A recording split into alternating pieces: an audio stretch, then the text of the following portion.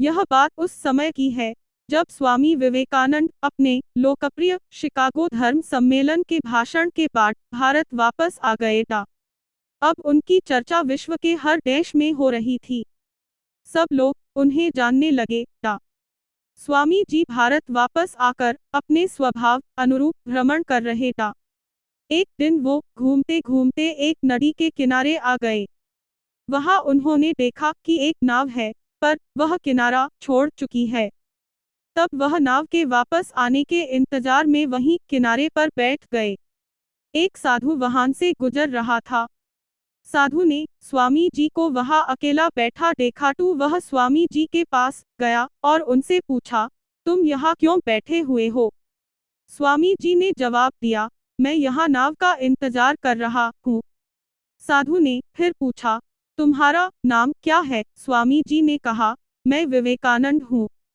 साधु ने स्वामी जी का मजाक उड़ाते हुए उनसे कहा, अच्छा, तो तुम वो विख्यात विवेकानंद हो जिसको लगता है कि विदेश में जाकर भाषण देने से तुम बहुत बड़े महात्मा साधु बन सकते हो। स्वामी जी ने साधु को कोई जवाब नहीं दिया। फिर साधु ने बहुत ही घमंड के साथ नदी में पानी के ऊपर चलकर अपनी शक्ति का प्रदर्शन किया। कुछ दूर तक चलने के बाद साधु ने स्वामी जी से कहा, क्या तुम मेरी तरह पानी पर पैदल चलकर इस नदी को पार कर सकते हो? स्वामी जी ने बहुत ही आदर और विनम्रता के साथ साधु से कहा, इस बात में कोई शक नहीं कि आपके पास बहुत ही अद्भुत शक्ति है। लेकिन क्या आप मुझे यह बता सकते हो कि आपको यह असाधारण शक्ति प्राप्त करने में कितना समय लगा? बहुत ही अभिमान के साथ साधु ने जवाब दिया, यह बहुत ही कठिन कार्य था। मैंने 20 सालों की कठिन तपस्या और साधना के बाद यह महान शक्ति प्राप्त की है। साधु का यह बताने का अंदाज बहुत ही अहंकार भरा था।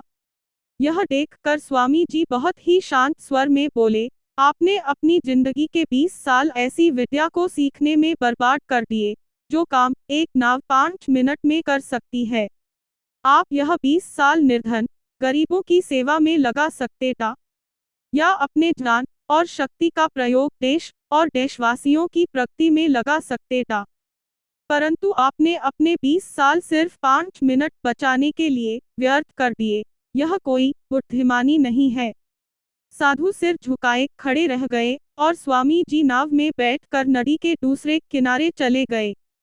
कहानी की शिक्षा, इस कहानी ने हमें बताया कि ज्ञान और शक्ति का सही प्रयोग आवश्यक है। किसी शक्ति को प्राप्त करके यदि हम उस पर घमंड करते हैं तो यह मूर्खता है।